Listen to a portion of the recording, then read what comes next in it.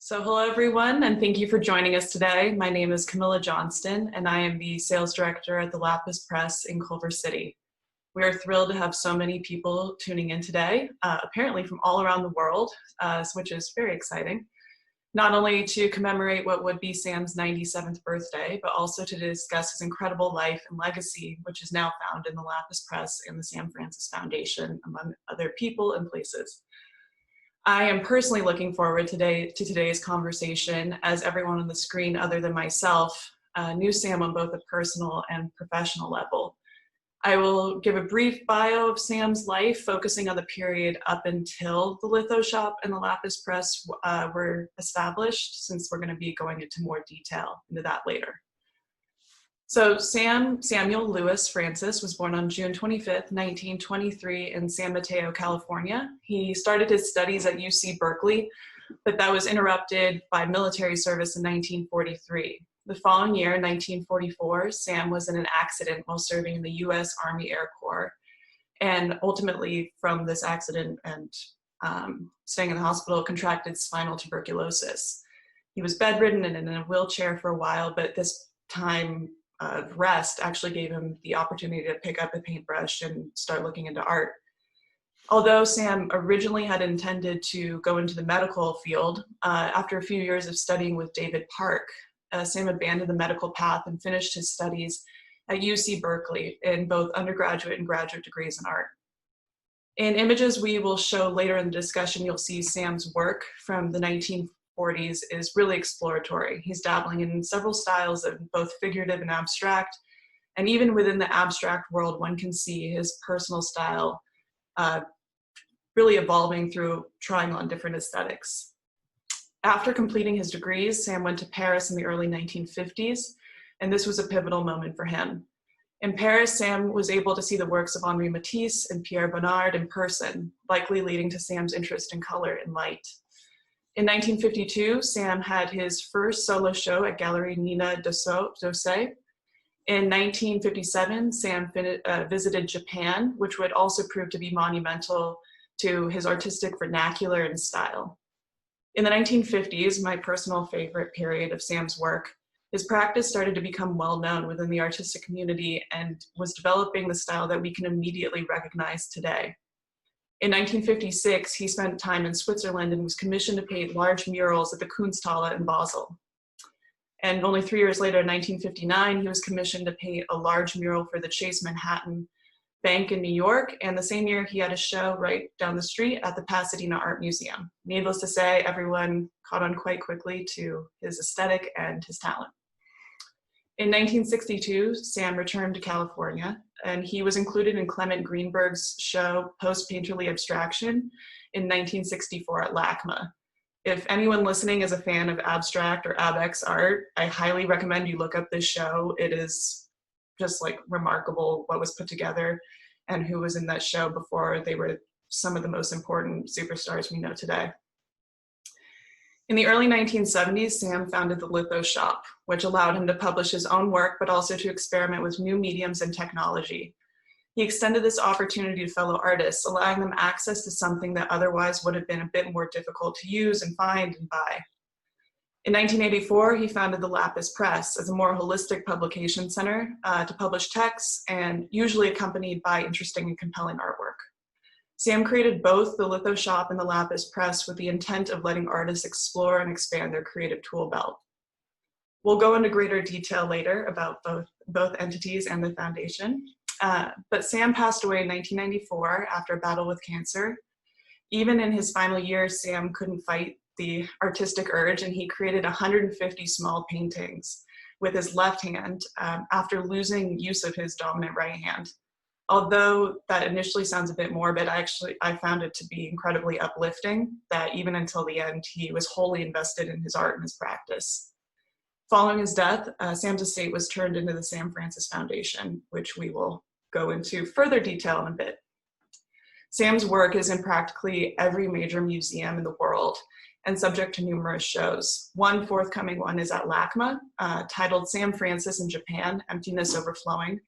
So be on the lookout for that new opening date as things get pushed with the shutdown. So today we're joined by four incredible panelists. Anthony Nicholas is the owner and managing director of the Lapis Press in Culver City. Tony is a founding board member of Inner City Arts. He's on the Getty Photo Council. He is an Academy Award nominee and a member of the Motion Picture Academy. Deborah Purchett-Lear is the executive director and the president of the Sam Francis Foundation. In 1992, she became Sam Francis's curator and co-director of the Litho Shop. Following his untimely death, Deborah was appointed director of the estate and later executive director of the Artist Foundation. Nancy Mosier is an artist and writer. She was the administrative director and curator of Sam Francis's painting studio and printmaking atelier, the Litho Shop, from 1971 until 1989. She currently serves on the board of the Sam Francis Foundation and as an art consultant contributor to Psychological Perspectives, a journal published by the Carl Jung Institute. Jamie Robles set up and ran the letterpress division of Sam Francis's press, Lapis Press in Santa Monica, during the mid to late 1980s. Book artist and writer, she has works in the collections at UC Berkeley, Yale University, and then Oulipo Archive in Paris, which I have known in a different format. I didn't know it was that was an acronym for the publication site. Her most recent poetry collections were published by Shearsman Books in the UK. So that's the intro to our incredible panelists here. And I thought, since everyone here knew him personally, rather than me explaining how everyone came to know him in detail, it'd be helpful to have you all talk about your initial interactions with Sam and his work.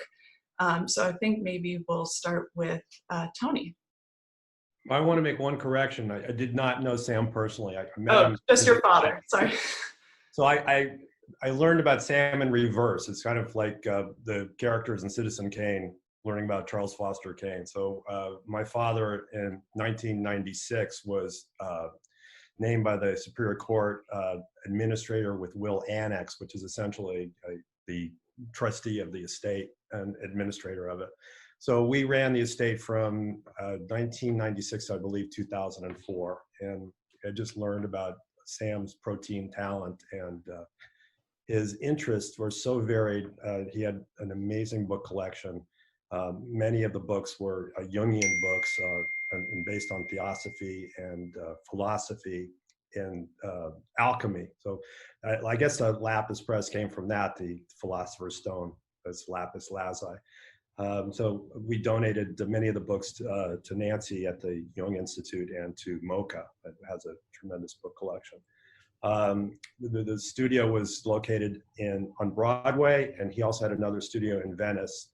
So we relocated the entire aegis of the estate to 589 Venice, and I developed that space there, and we were there for a number of years before we moved to Playa Vista, which Deborah is very familiar with because we worked together for so long. In addition, Sam had properties all over the world. He had a home in Paris, that was granted to him by the French government.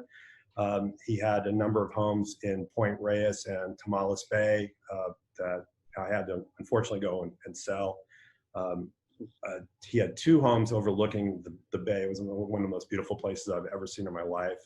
There was Dream Farm, which was a over 500-acre ranch that he had. There was a area of the redwoods forest that he was going to develop a studio designed by Hirati Sasaki. And Forster Hall, Deborah, do you remember that? It's I think it was a historic building from 1914 or something like that. It was a meeting hall, just a tremendous place. But I mean, you can just see the interest of Sam was so varied. And so when he put his footprint down, it was a very, very large footprint. So it was just truly an honor to work for this great man, even though he was no longer alive, but his art lives on. So I'm very, very proud of my association with Sam Francis. Nancy, would you go next? Sure. I think my earliest recollection of Sam was taking a family trip in 1959 up the coast to Canada, and having a very vague memory of being in a courtyard in Seattle with peacocks, as well as sort of seeing these works on paper on the wall. which were from 1958, 59. And at first I thought in remembering it might have been a dream, but then I checked when those shows were actually at Zoe Doosan in Seattle Art Museum. They were actually there.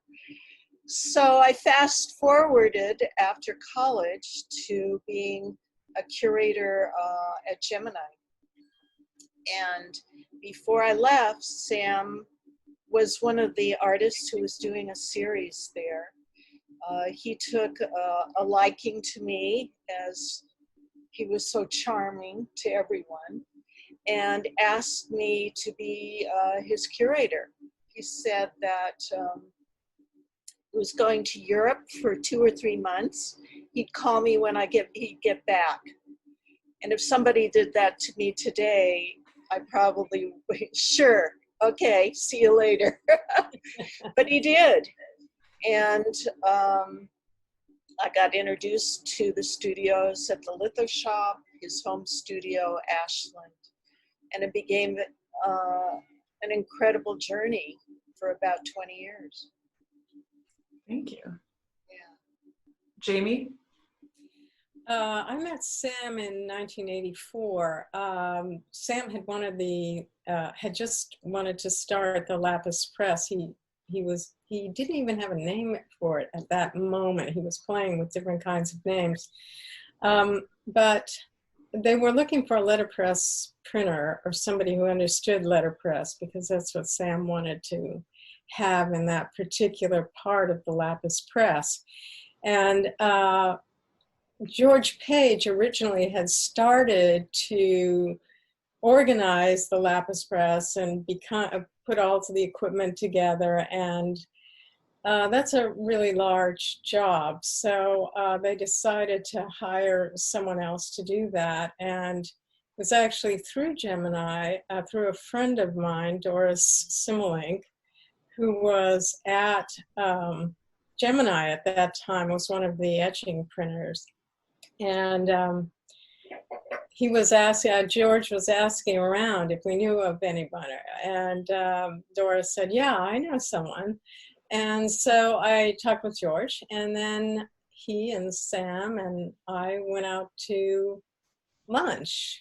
And at that time I was working as a kind of wrist for hire in the graphic arts world of Los Angeles, but I was still doing my own books. And so I brought a couple of those to the lunch, and I showed them to Sam, and he flipped through them, and he goes, oh, you're an artist.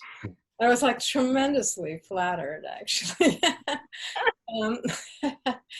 But and they decided to hire me. And so I was there until about 1989, when there was a definite shift in what the Lapis Press wanted to do.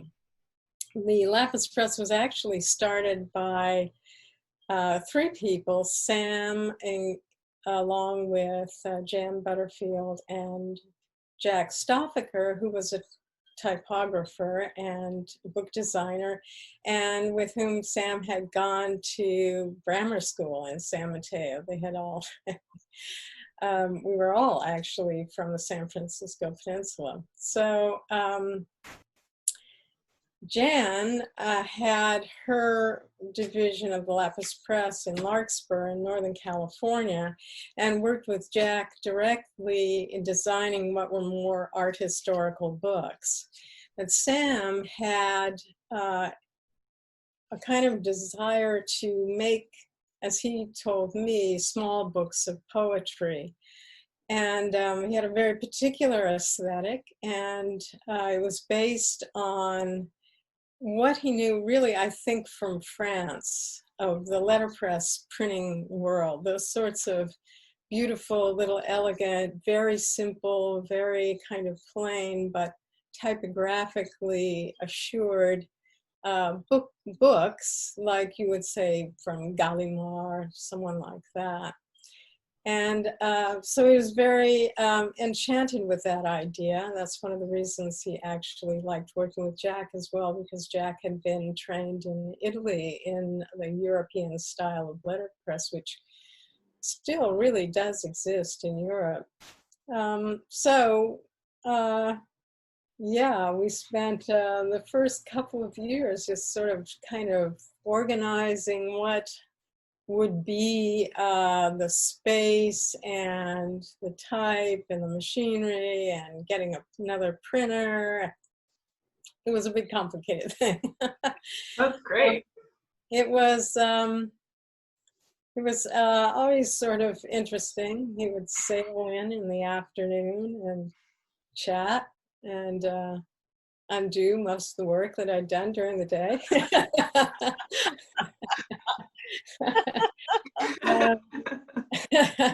But after a while, I had a much better understanding exactly what he wanted in as far as making small books. And also something I really didn't understand until I recently had to go through his journals and diaries and information to put together Cobalt Blue was that Sam himself really wanted to write. He loved poetry. It had a sort of spiritual quality for him, I would say.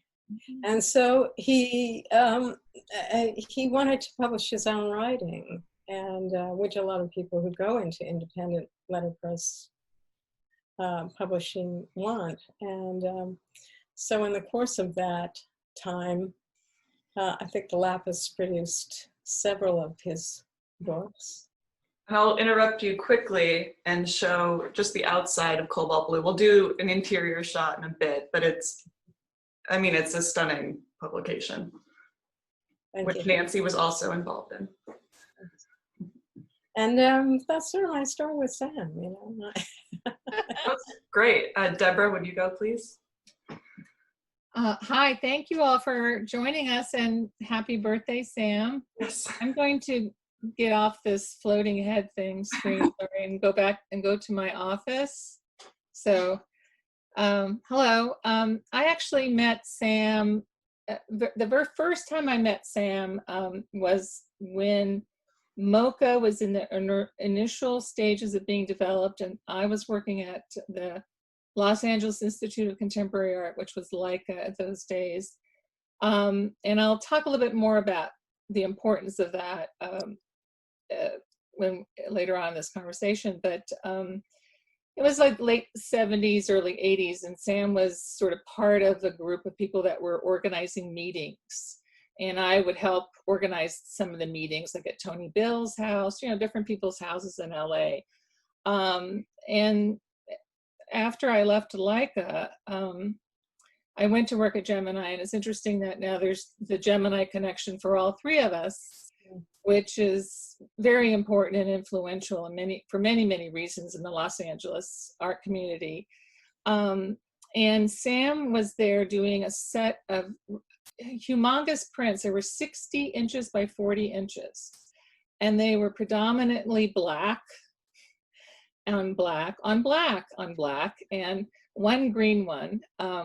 And I just thought they were astoundingly incredible. But for the average San Francisco person who's so used to such rich, vibrant color, they might have been a little off-putting to, you know, almost like the edge paintings, like the one behind me, which, you know, which are also part of his whole body of work. But I actually love them, and I actually sold them at Gemini, which was, so when I went to interview for the job at his own studio, again, the George Page connection, he said, you know, anybody that can sell those prints can sell my work, so you're hired, you know.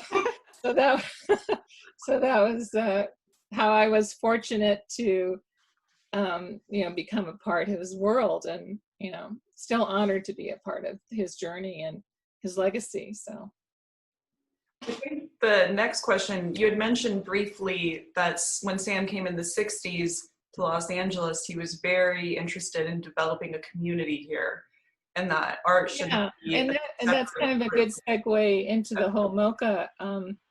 You know, Sam was one of those people who, he was like a magnet. He was such a prodigious, his personality was magnanimous. You know, you just immediately, as Nancy said, you got charmed by him. He had these incredible blue eyes and this really disarming smile. And so when you talked with him, if he was interested in talking with you, you felt like you were the only people in the room at the moment. You know, he had this sort of connection with people, and I think he did that.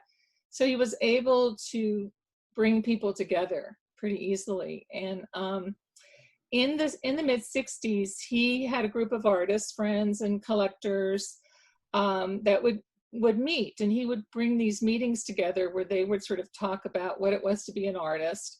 And Sam was very much interested in how Leonardo da Vinci was, you know, he was interested in engineering and the sciences, and Leonardo da Vinci created, you know, drawings for the harbor, for the boats, for the, you know, for the cities. And so Sam wanted to see that more with artists. He thought that artists should be more of a part of the society, that artists should be involved in the development, city planning, all those things. And you know, he thought Andy Warhol should be the ad person for Max Factor, and he thought Ed Ruscha should help, you know, manufacturing companies do their product designs. And so he felt that LA developers, every building should be made where artists could have studios on the top floor with skylights, and then the middle levels would be, you know, apartments and workspace, and then the bottom level would be galleries and restaurants. So he sort of had this vision of bringing LA together because he was very concerned about the freeways sort of dissecting kind of what he felt was sort of the Southern California community. So this project he started was called the New Art Society. And they would meet with a lot of collectors and stuff, like Betty Freeman and Stanley Elise Grinstein, Marsha Wiseman, for example, and curators and art critics like Jules Langsner and Walter Hopps and Pontus, you know, and then a lot of the artists that he was friends with, like Ed Moses and Ed Ruscha and Larry Bell and Billy L. Bankston, just to name a few. There were about 50 people in this group. They would meet, and they sort of came up with a manifesto in a way, because it sort of sounds like a new society. And one of their goals was to develop a museum that was artist run, and that would show not only young artists, but also established and also international, and the artists would be primarily involved with kind of the concept. So again, that it sort of ran its course, but obviously it needed money. Walter Hopps was going to be one of the first museum directors, and so so it sort of fizzled out a little bit, but kind of the genesis of it was still always brewing in Sam's head. You know, he didn't want to let it go. So Leica was sort of part of that, became kind of the alternative space in Southern California for a number of years, that kind of did a little bit of what he wanted in the New Art Society. And in fact, many of the people that were on the original New Art Society committee were actually on the board of Leica, including the Grinsteins and a lot of artists. And when Leica started, when we realized that Leica was not really going to have a collection and kind of do the big museum quality shows, Marsha Wiseman and Sam kind of started the whole initial discussions with Mayor Bradley for LA for the founding of MoCA, which then again Fred Nicholas, Tony's dad, was very involved with, and a lot of other people came. So kind of the genesis of MoCA came out of sort of Sam's New Art Society concept. And there's a scholar, Elizabeth Bua, who's writing, who did her PhD on Sam Francis. She did a little article. She did an article for the Getty, a journal, last year about the New Art Society. So we have a link to it on our website if anybody's interested. She sort of delves into it a much more detail. But And I think Tony actually reached out to someone today about Sam and Mocha, if you want to continue that vein of thought, Tony. Sure. I spoke to Richard Koshalik today, and Oh. Richard has been working on a book on the history of Mocha for the last few years and has immersed himself in all of Mocha. And he just discussed how important and integral Sam was, as Deborah said, to the concept of Mocha as an artist museum.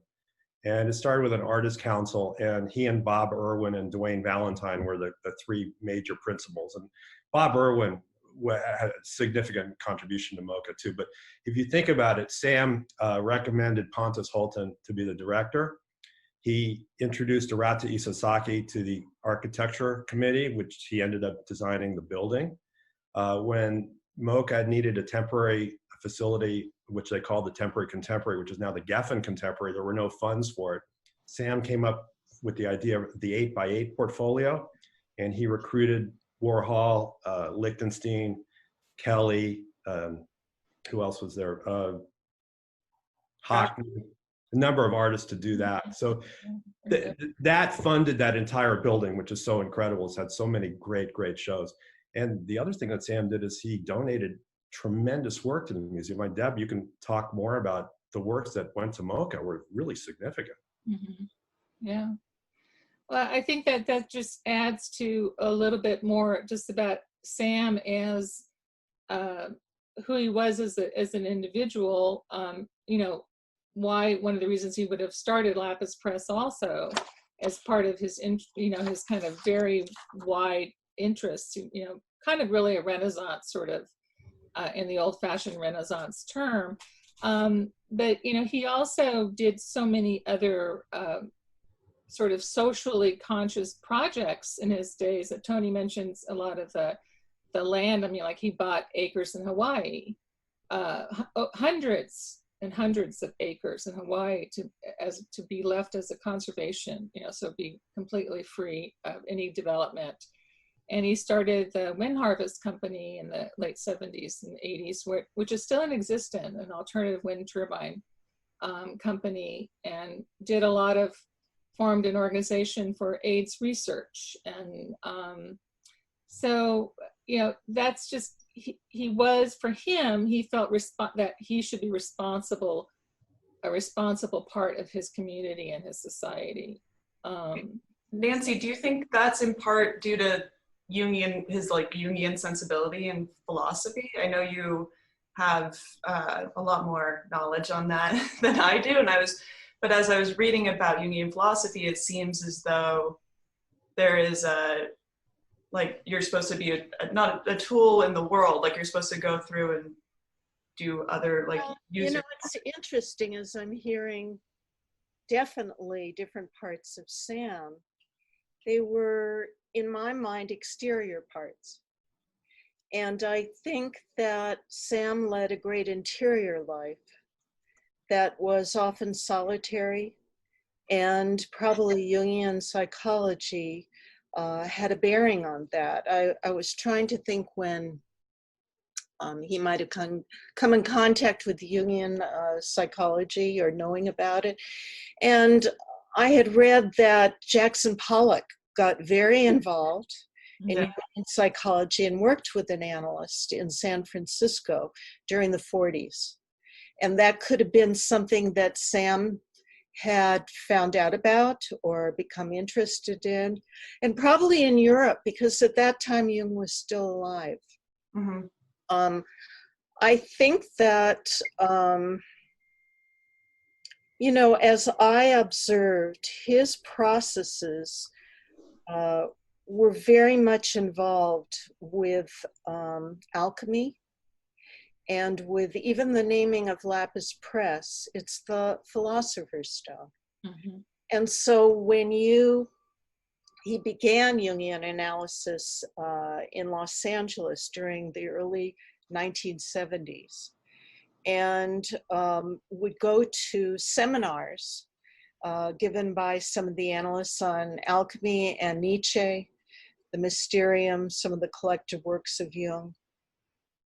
And then something very interesting happened. It was a very fertile time because Sam had just had a retrospective that traveled from Albright Knox to the Whitney Art Museum to Oakland. He was having a monograph written by Peter Selt, so he was getting more acknowledged, not only in the world, but also in America. And in the early 70s, his marriage began to change and to dissolve in some level. He went over to Japan to sort of set up and live in Japan with Mako and his children.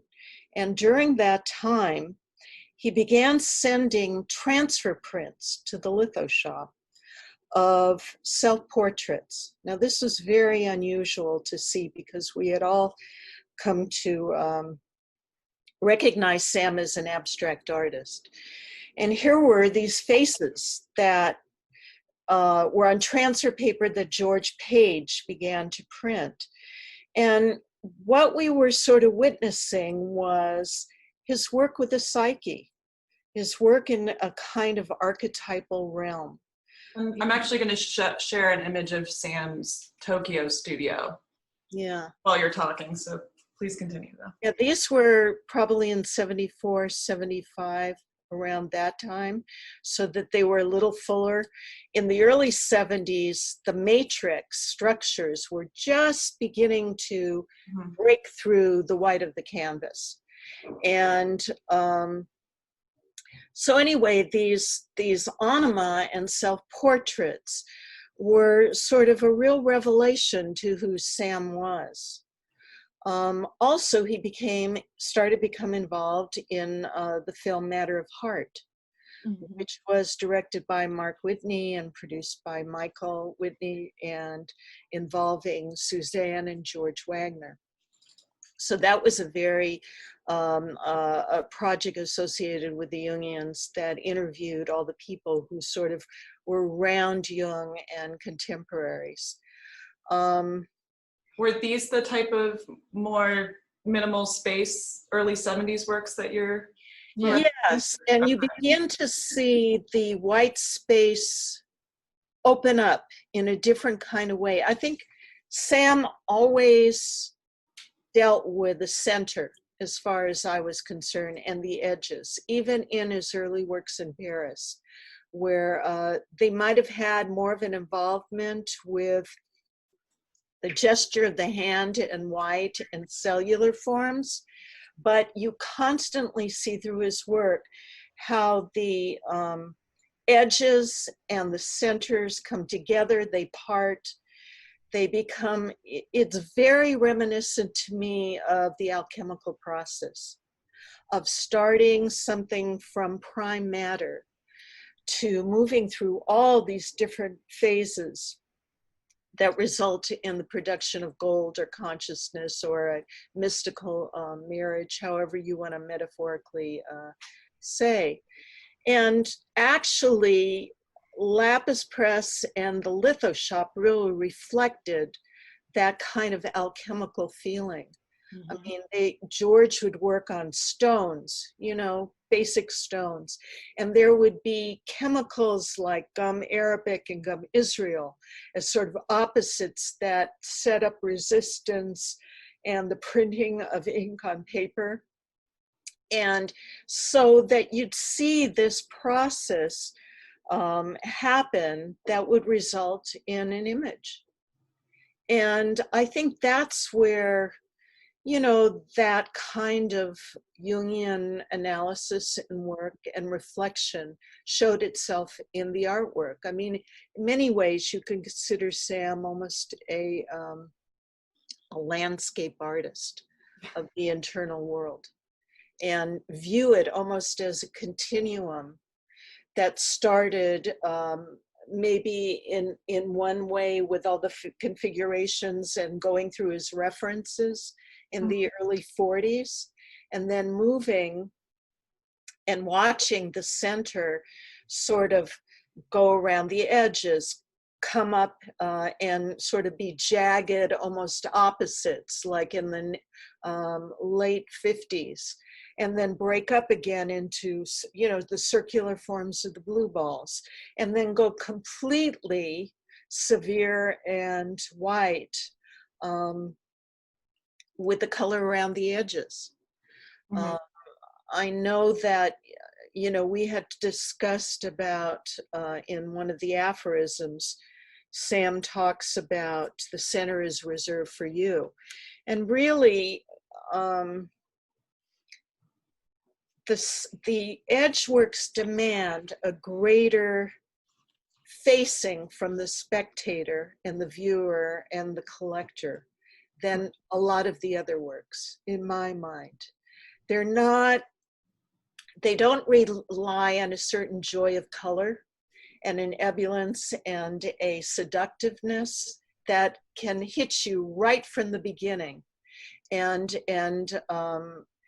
you're demanded in some ways to face the void. Mhm. In a lot of ways, you know, the abstract expressionists dealt with kind of that, with the whole fascination of Melville's Moby Dick, you know, of going after the white and striking the harpoon and drawing out the blood or the color from the canvas. So you're really asked to cross a threshold in looking at that. And actually, that's a great segue into Jamie's first project at Lapis was the Aphorisms book, which is a very minimalist book. And I have some images, but I was hoping you could explain not only anything he relayed to you about it, but also what you gleaned from Sam as an artist and as a person from this initial project. Well, before Jamie sort of talks about that, the first aphorism was actually not this. Oh. It was a white book that he passed out at a gallery show at Nicholas Wilder. And that led to this incarnation, which Jamie can speak about.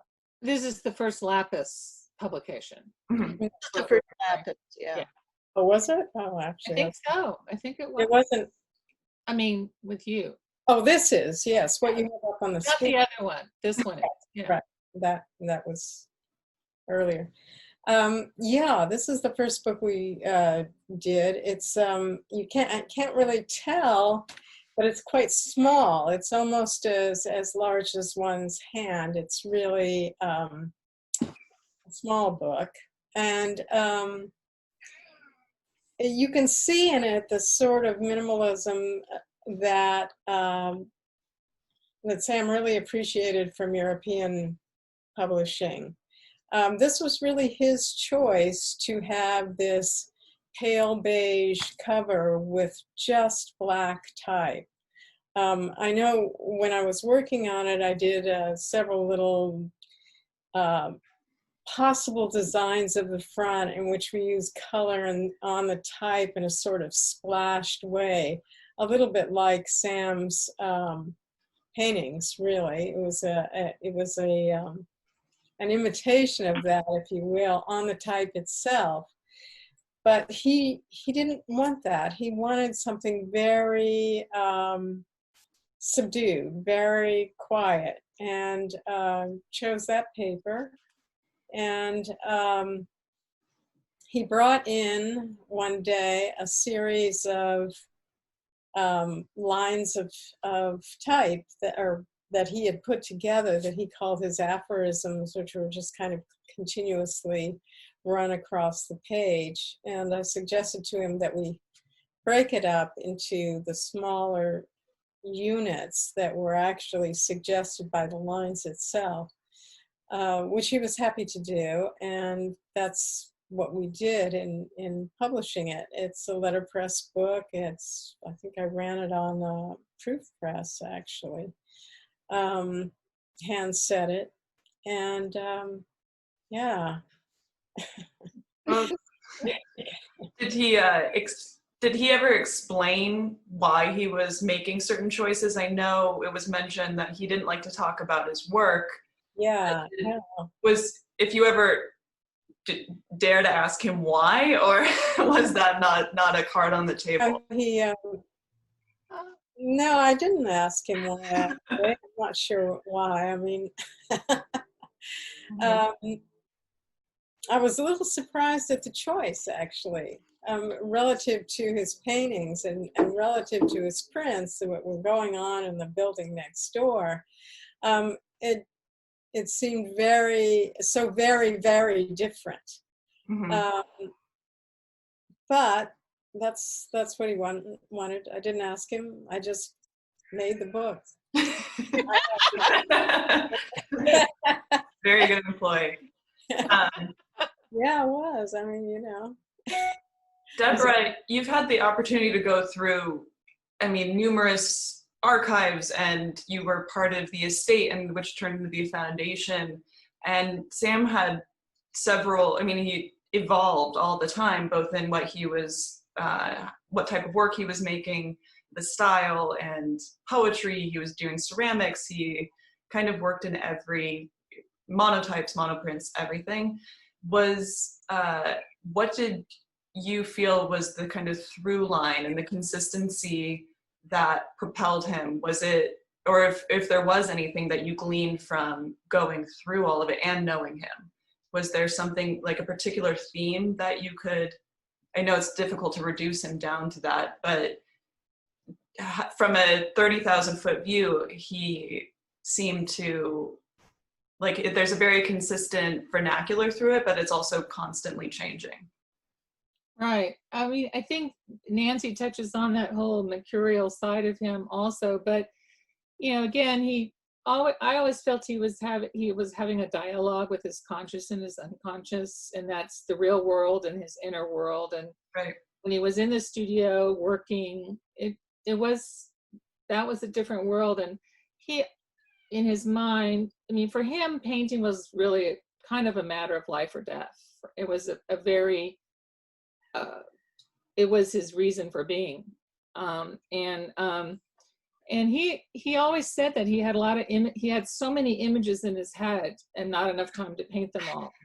And kind of the images sort of welled up in him when it was time for him to sort of have his painting sessions, because he would have sessions, right, Nancy? He would work feverishly for a period of time, and then he'd have some time away from the studio and get involved in all the world that was around him, people knocking on the door. He had a lot of studio staff. He traveled a lot. And so his work, again, Nancy also touched on the fact that it's a continuum. And I think that it's sort of like, I always look at it as a cloud. It's a cloud and it moves through, but it changes the shape, what it's affected by, what's around it, but it's still kind of the same cloud. And so in terms of Sam's work, I sort of feel that the work, it also goes back to itself. It says there's a cyclical nature to it. He works on something, you can kind of see the progression, and then he goes back and grabs something and brings it back in, and then moves a little bit further along the road, and then grabs something and comes back in. So there's kind of this infinity motion in my mind, as he's kind of exploring. For him, the paintings are little bits of the universe that he captures and puts down. And his paintings, he always said there were no secrets in his paintings, which I always thought was an interesting concept to say that. And that they are what they are. And so I think, you can look at a painting of his, especially for me, when I look at one of the 50s works from 57, from the 50s, 54, like one of my favorite paintings is at the Broad. It's called Blue and Yellow. And it has these layers of color that become obliterated with black over the top. I should have given you a picture of that. This is also at the Broad from 1954. Yeah, it's kind of the much more saturated one. Mm-hmm.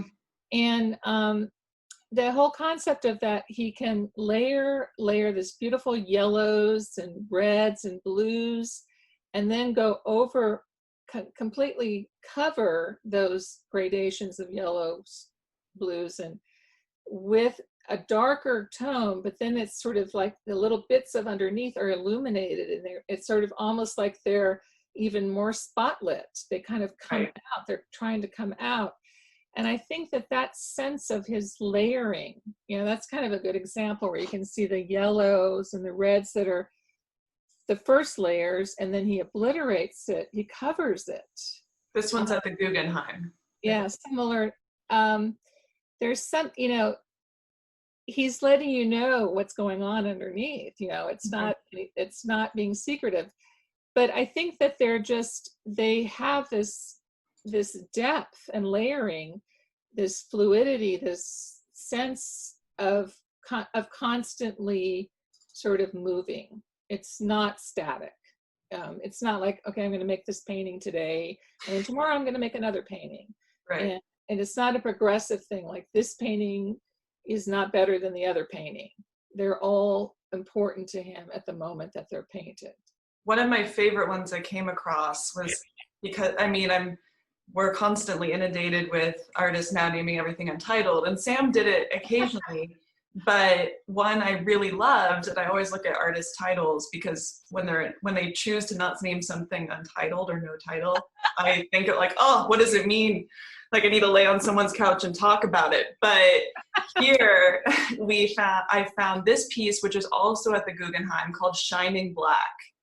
And I really loved it because black is not the first thing I see when I look at it, but it clearly was important to him that we notice it, and that there's something very intentional about the placement of the black color within it. You know, Deborah brought up a very interesting point to sort of touch base on, of Sam layering the work.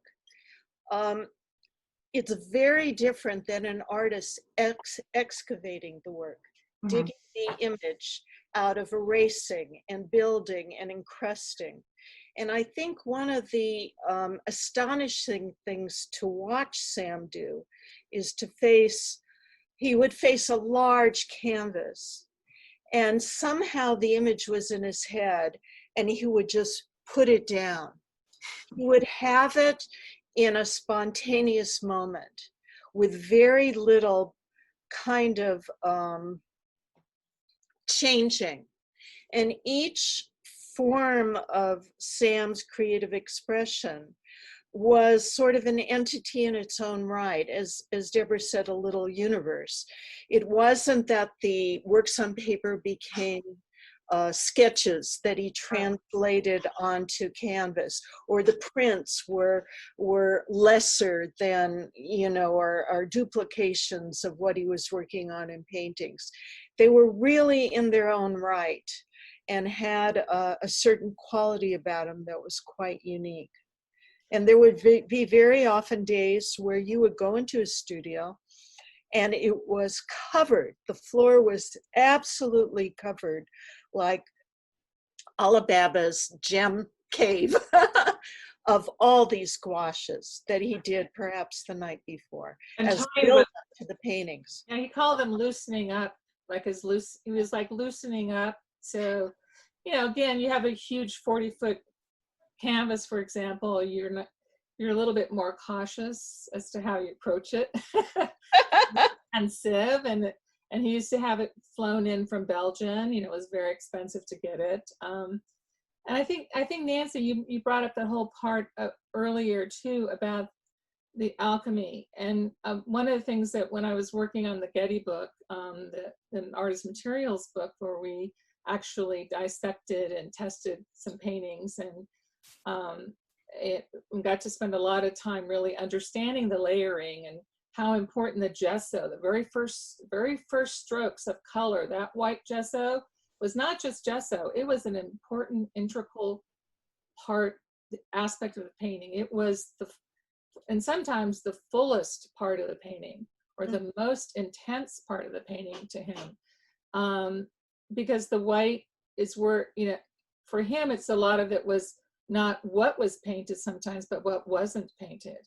And so, and that dialogue between the two, between the different colors talking to each other and the colors and the gesso talking to each other, was fascinating when you really sort of take it down to a microscopic level, which he kind of was doing as he was painting, taking the universe and making a microscopic level, view of it in some way. But I thought that what Nancy said about the alchemy side is simply because Sam did have a lot of his own paints made.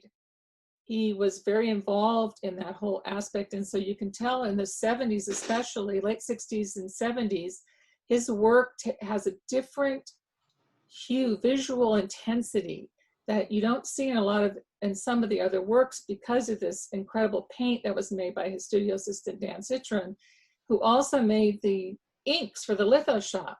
So the prints from the litho shop are very more closely aligned to Sam's works on paper and his canvases. And Sam's interest in just finding the perfect red to paint with, or the most intense blue, is also part of, I think, what Nancy brought up, that sort of side of him that was more of a experimenter. He wanted to try everything in a sense. And the other thing about him too, and his loosening up, I think a lot of people talk about his lyrical facile hand. And Sam was amazing. I mean, he would just go like that, and it would just be an incredible stroke. He was not there wasn't this hesitation. It was just so part of him. It was like a gesture, and he has actual pieces called Meaningless Gesture. And I find that whole idea of the gesture for him was very important. It's the moment and what was the result of that moment. So he could do, like Nancy said, the small little sketches. He could do like a 1x2 work, like this small, like a little credit card size, and he could do a 40-foot mural, and they would still be as intensely incredible. He could make the smallest painting so vibrant. You look at it and you get goosebumps because it's just quivering. The paint is still alive, I feel. Some of the paint's just like, it's still breathing when you look at some of his paintings. And that's kind of what I think why they respond to his work a lot. Because not only is the color so intense and saturated, and a lot of times it's just how it's laid down. There's something to it. Tony was kind enough to pull out some images of the studio, which I'm going to share. But I was hoping, Tony, you could tell us about the process of turning the active studio when Sam passed away into the Lapis Press as it is now, and taking the estate and turning it into the foundation, and even how your dad and Sam met. That'd be helpful. In 1996, when we came into the Sam Francis estate, there were two spaces. There was one on Broadway where Deborah was working, and Jacob Samuel had a studio there. Mm-hmm. Sam had a second studio at 589 Venice, which was about 18,000 feet. And there was a separate, there was Studio A and Studio B, and there was a separate 3,000-foot studio that Ed Ruscha and Laddie Dill had a lease on. So what we ended up doing was consolidating the whole operation and moving to 589 Venice. So these pictures here are what was his former studio, which became the headquarters of the estate. And we had offices upstairs, but we had tremendous exhibition spaces. In fact, Dennis Hopper had a big show there during that time. And then we subleased out the other space to another local artist. So it was interesting, but we ran the whole company out of that building until we moved to McConnell, which is in Playa Vista. What was the process of, was everything already cataloged? I know he had some very helpful people. Yes, was that already in existence? Or was that a process that had to happen? In a primitive way. As Jamie Robles said, when she first said you did something and then Sam undid it, we had this great computer program, we had everything entered, and then one day it was like, oh, delete, delete, delete, delete, you know, throwing all the files out. Nancy can attest to that too. You know, he loved that chaos, to order to chaos. But yeah, no, we're still cataloging. This is actually, you're seeing some of, and there's still a lot of things that are still in notebooks with 4x5s that have not been digitized. We're in the process. We still have a lot of analog files. The majority of our files are at the Getty now, at the Getty Research Institute and the San Francisco papers, which are accessible to scholars. And, but we still are working on the catalog raisonné that we're doing online, which many of you have probably seen and been on. And so we're finishing up the works on paper that you can kind of see them behind me in process, some of the notebooks, and combining them with the catalog that was done of the Canvas works at UC Berkeley, at UC Press did in 2011. So they're all coming into this catalog raisonné online, as well as the prints that were done with during his day, and we're starting to add monotypes as we come across them. So, so if anyone's listening that hasn't submitted it to the catalog raisonné, you know where to go. right. You need to do it. If I don't have you in a notebook. So I'm gonna, oh, sorry, I don't Tony. see any entries that say missing collector unknown. Yeah. Got to fill in all the blanks. I'm going to switch us over to questions from the audience. We've had a really great turnout. So the first question, I don't know who this would be directed to, is hearing more about the relationship of Sam Francis to Sofu, I'm going to butcher this, I really apologize, Teshigahara, and the Sogetsu Ikebana School Arts Center. Is there much documentation of this in the Sam Francis archives, and were there other collaborations besides the large painting made for Sogetsu Hall? I can answer that, yes. In fact, we have quite a bit of information. We are working a lot with them, with the current Sogetsu Foundation. And there's a book coming out actually in September. Here's a copy of it. I just got my first copy at Sam Francis in Japan, published by Scheidegger and Spiess, authored by Richard Spear. And this is kind of a book that's going to somewhat go along with the LACMA show that's scheduled right now for April 2021, which is Sam and his world in Japan. And it's also not including works of Sam's, but also artists that he worked with, his contemporaries, people that were influenced, and art, even older art, like the Zen artists that Sam was influenced by. And there is a big chapter on Teshigahara in this book. So. Oh. And someone just asked if they own several works on paper and monotypes, where should they send the info for the catalog raisonné? The foundation? Yes. Okay, so go to the Sam Francis Foundation website, and I believe actually there's a link about the catalog raisonné on the top tab, so you can do it that way. So good. Well, we shamed someone into doing it, or encouraged them into doing it. Because every day we find something new. Yes. It's like it's the never-ending treasure hunt. So it says, yeah, you know how that is. Yeah.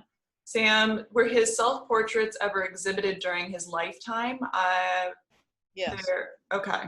And so I have a couple of images. I don't know if they are all self-portraits. I know one is because Deborah was kind to send it to me. And I know it's at the Hammer. But I'm not show it Kornfeld, Gallery Kornfeld. Mm-hmm. And also, I believe it was an Nantenshi or Minami Gallery. Mm-hmm. Yeah. And these were the works on paper. Mm-hmm. He did prints, anima and self-portrait prints at 3E Press up north, as well as the litho shop. And you could see they're really wonderful, especially this large one. They're of a universe. Mm-hmm. I mean, they're of the human form containing a universe, a kind of archetype. And they really ranged in expression, as I said, to his soul, the feminine, the shadow, the trickster, which he was very good at, the wise old man. So you saw a progression of really what was part of his psyche and outside his psyche in some level. And the next questions are probably best for Jamie, which we kind of touched on off camera, but people are wondering if there was any vetting process or if there was any like how Sam chose projects, I think is the summation of this question. And if you ever, you touched on it yesterday, but if you could repeat that what the process was. Yeah, it was fairly chaotic. It was a little bit like his paintings. Where we got, people would send in manuscripts, and we did have someone in in San Francisco who was sending us work as well, Bob Book. But for the most part, it really sort of was what appeared that people found interesting. I mean, Amy Gersler's work, for example, Sam went to a poetry reading in Los Angeles, and he was really smitten with Amy. And so he asked her for a manuscript, and we eventually developed what has become The True Bride. It was interesting to me that Sam didn't actually take part in the physical making of the book. Like a lot of the books, he did the covers for them. And in this case, he actually didn't, which was kind of interesting to me. He had Alexis Smith do the collage that is on the cover of The True Bride. Michael Taylor's, the translations of Victor Segolin's Steels, which came out in 2 different editions, basically the same interior, but a different cover, a lithograph, a hardcover that had a lithograph by George Page.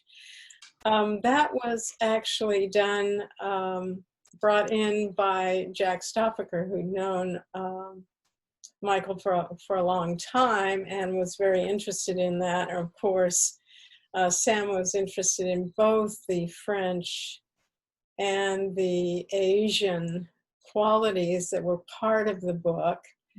I have an example here of a cover that Sam did. Right, that was a book that actually was Robert Shapazian did. And I think Robert probably found that text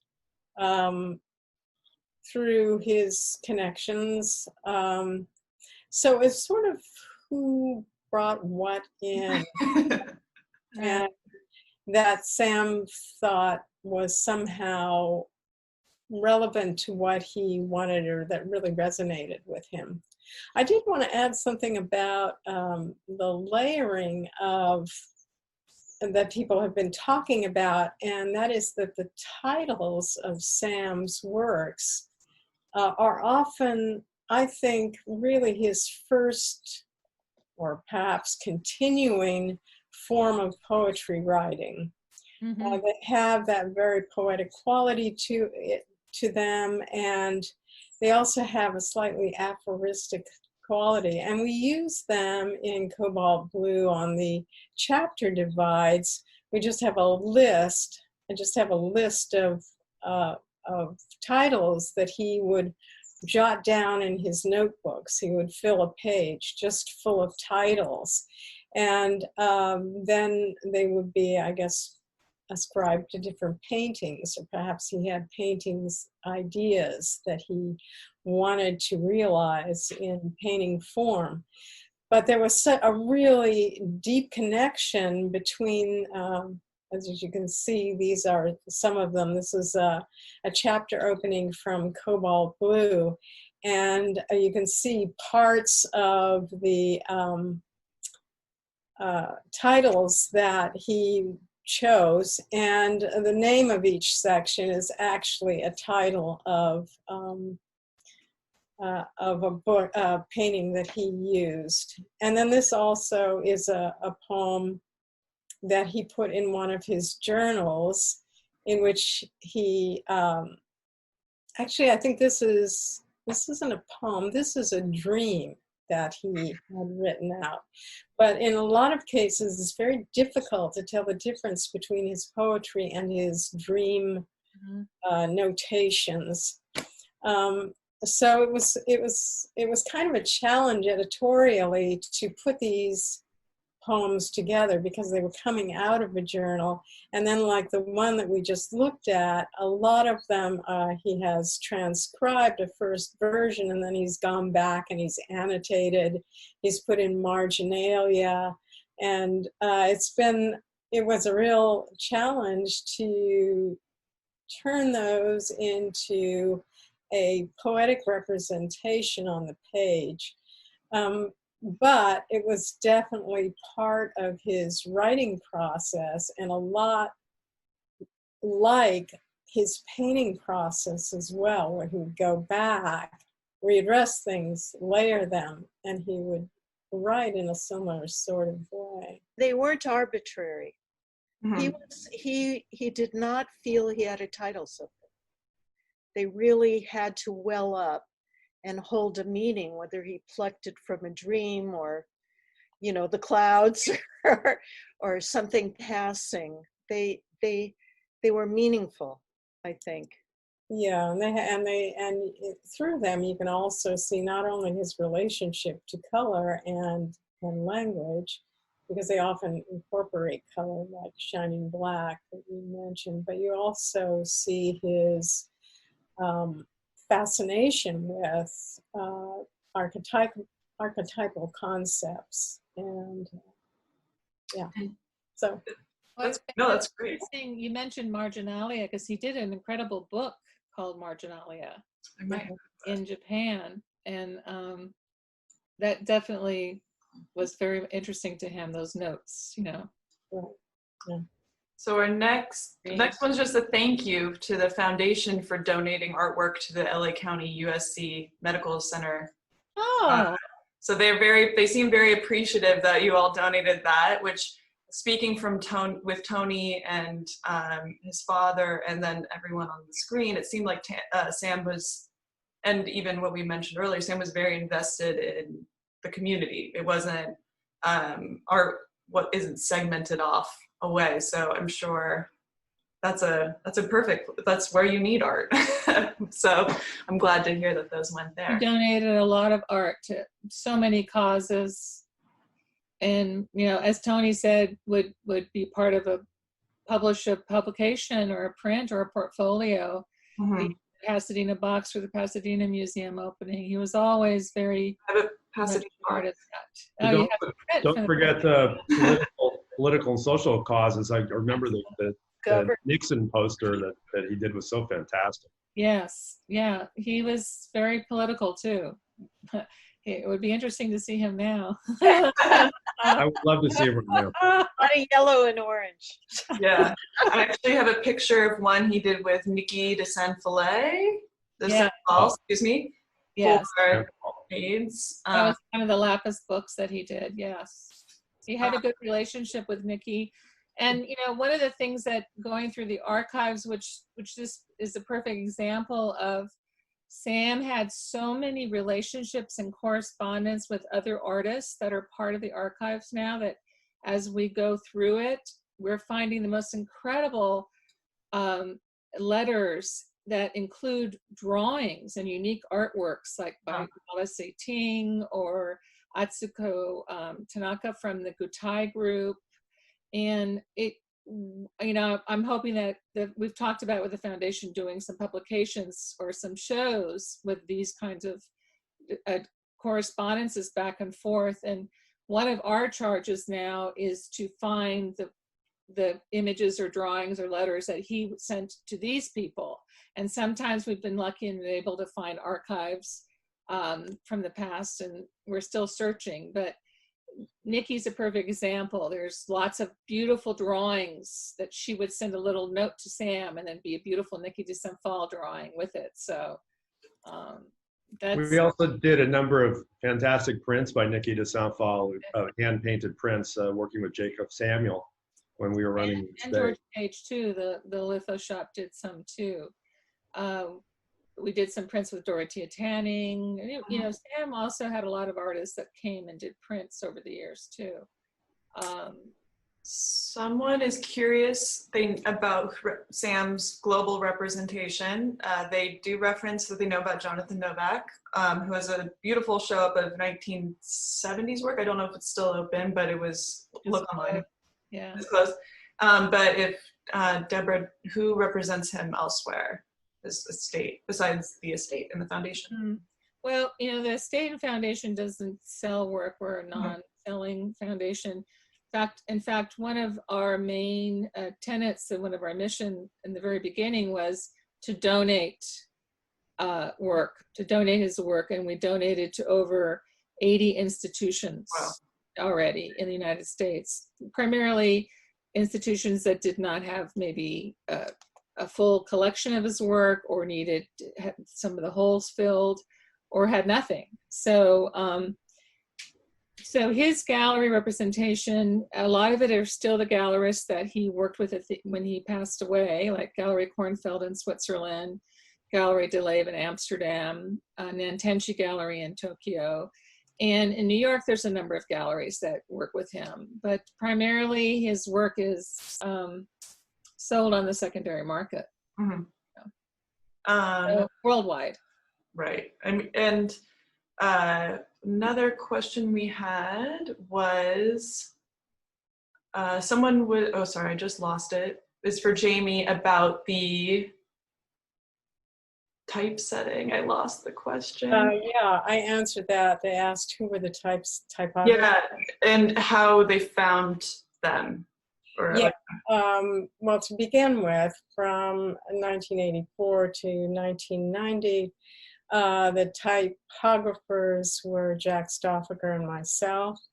And after that, under Robert Shapazian's, I guess, editorship, he contracted the designs out. So the names of the designs are, I think, for the most part, listed in those books that are post 1990. Yeah. That's great. Another question. Well, Les Ferris is one we should mention. Yeah, Les was generally speaking the printer. Right. So he didn't do much typographic design, though I think he did do the typographic design on.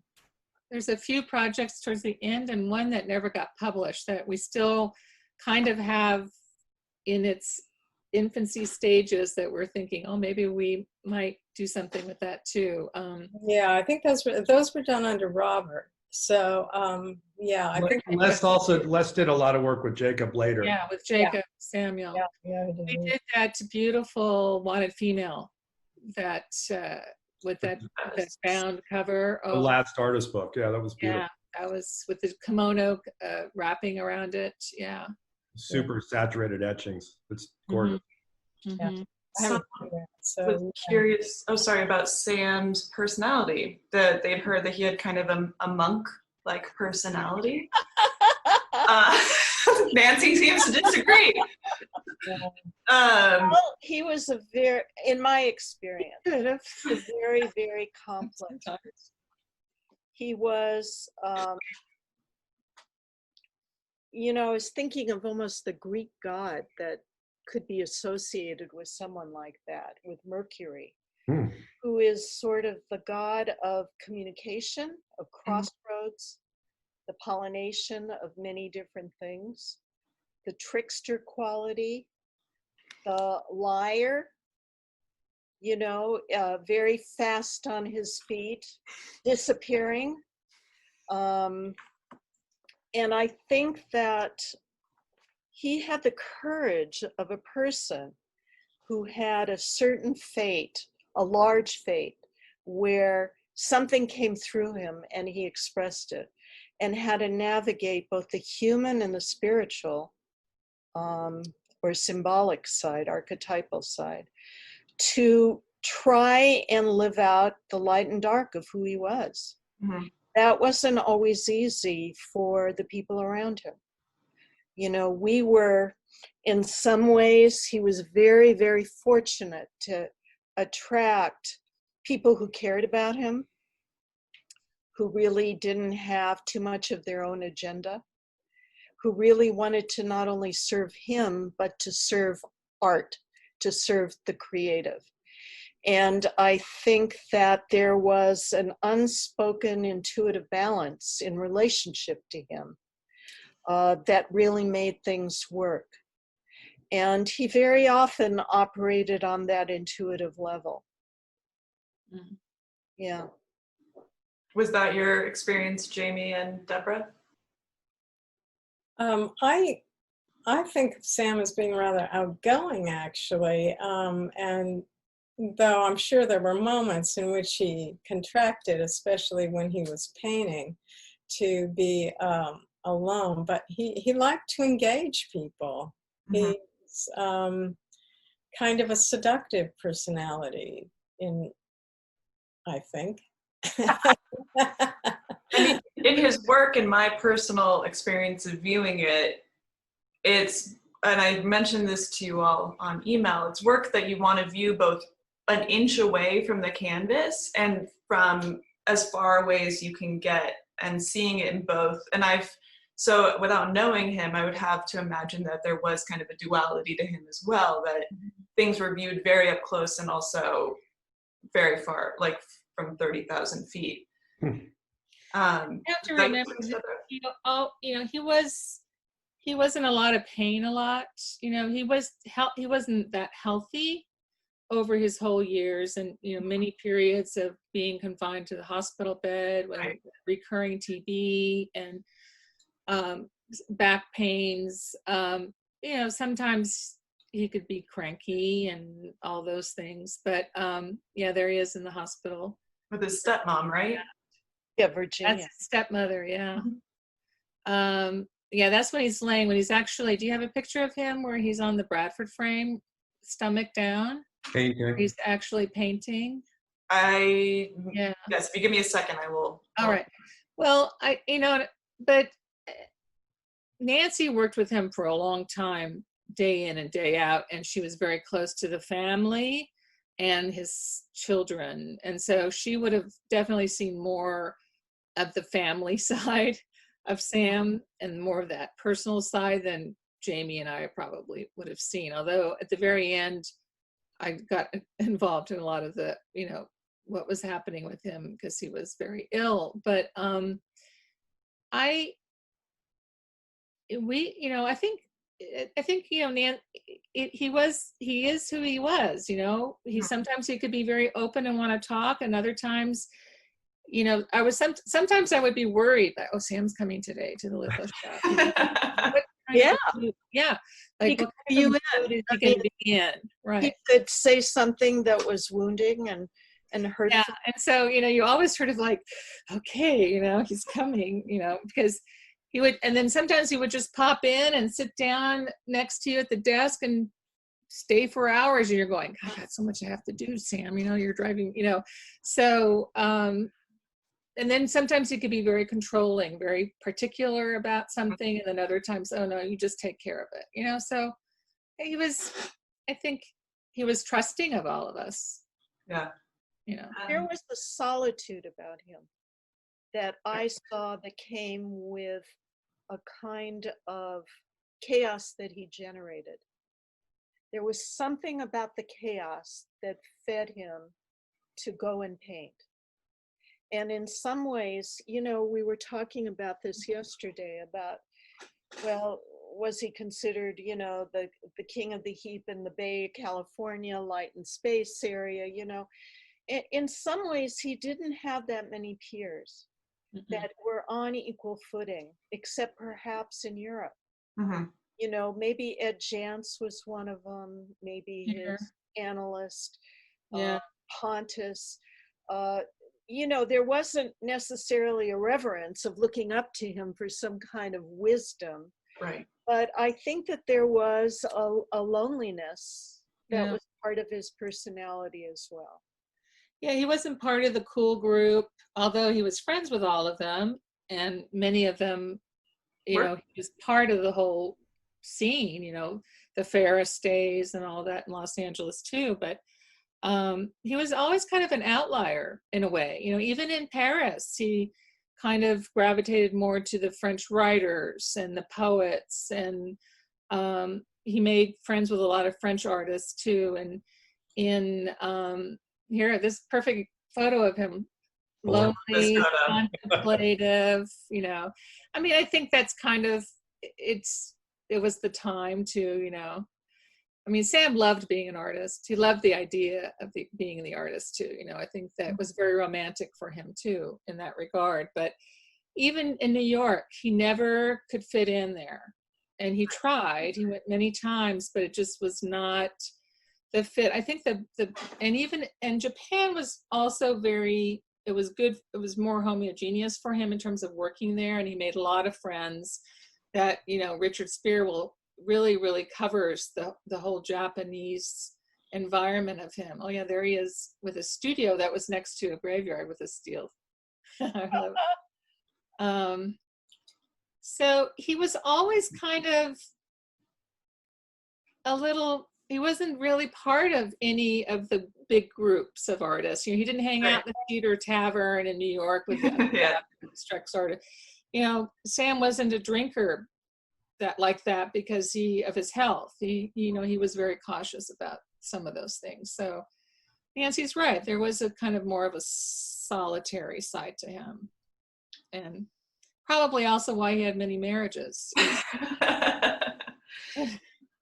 Well, I think we should wrap it up for time, but I would love to know, this is like the King Solomon question, but if there's not a piece, I won't make you pick a particular piece, but if there's a particular series of Sam's that you gravitate to most or that you relate to, or if you could even have in your house, or if you do have it in your house, if there's a particular series that's like calls to you every time you see it in a museum of Sam's work, I think that'd be a nice commemorative way. It's like singing happy birthday to him.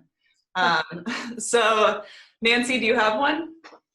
Or a series? Gosh. Well, I actually have one that was done, I think, in 1965. It was on the verge of being a very severe edge work, but the sides were wider, creating almost a threshold.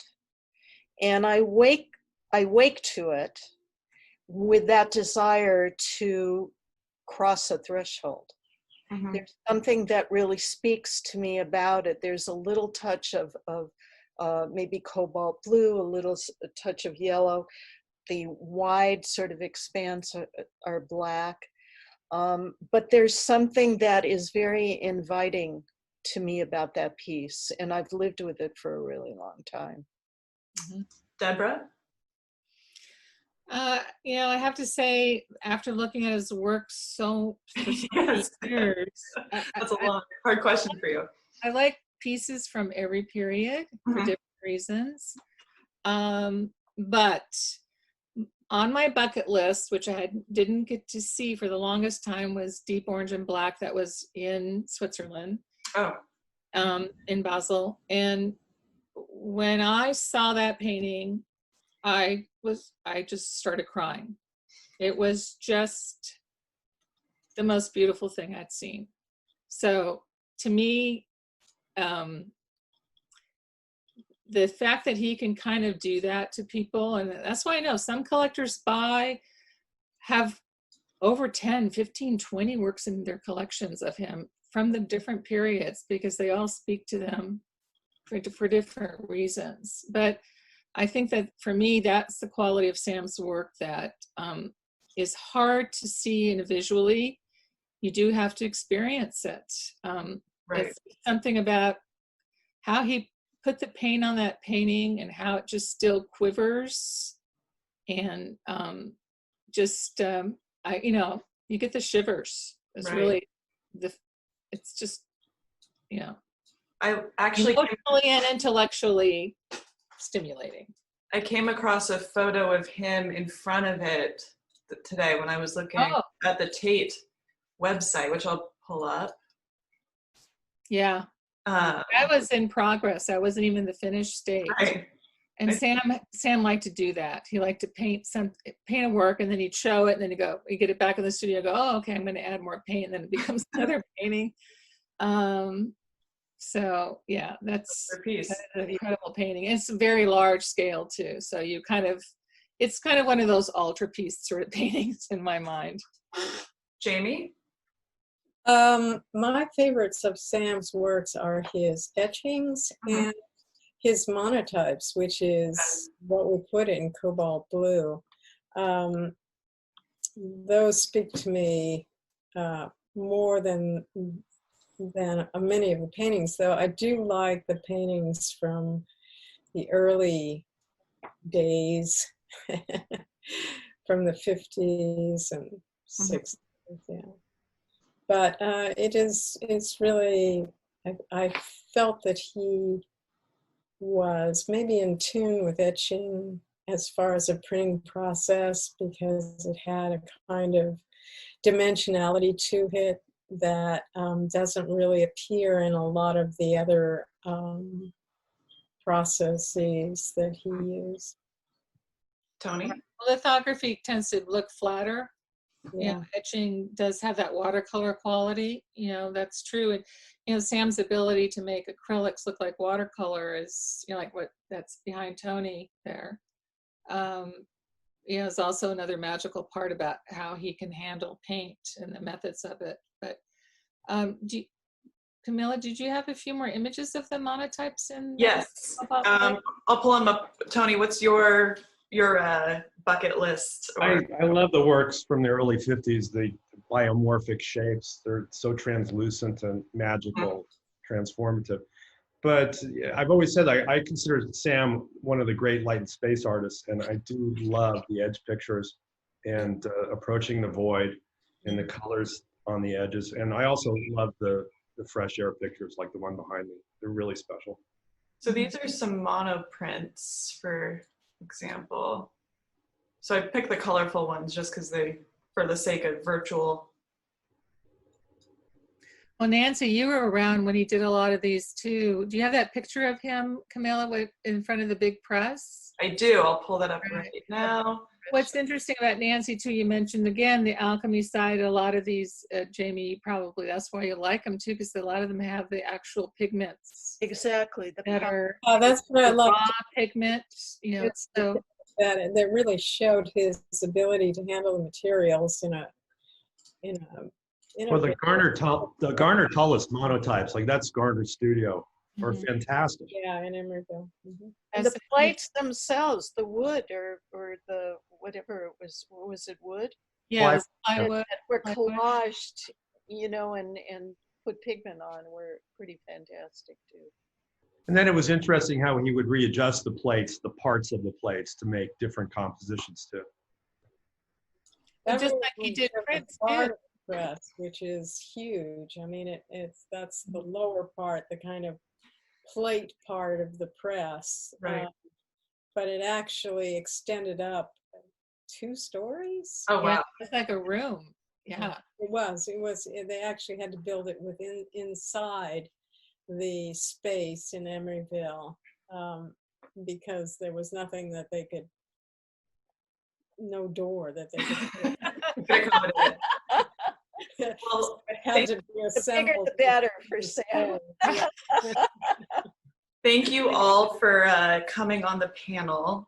I think we could go on for another hour, but we'll do round 2. I'm forcing you all to come back. And I wanted to note that Cobalt Blue is out, which Jamie and Nancy worked on. It's available online, as well as the Getty book that I showed earlier. If you go to San Francis Foundation website. And then I don't know, Deborah, when's this new book coming out? It'll be out in September at University of Chicago Press. Great. And so we'll also have Deborah, one more thing. What about the Gabrielle Seltz biography of Sam? Right. UC Press. Biography being written by Gabrielle Seltz, who is the daughter of Peter Seltz, who did Sam's first Abrams monograph in '74. That is slated to come out probably in 2021 fall, possibly. Great. And then the LACMA show, which you just stay April tuned. is supposedly when we're going to be showing in the Rifkin building, I believe. Yeah. So thank you everyone for tuning in. Oh, Thank you. This is going to be, so this has all been recorded. It's going to be online on YouTube, on the Lapis Press YouTube channel. So if you want to send it to anyone, we will have it there probably tomorrow afternoon, depending upon how quickly I can make it work.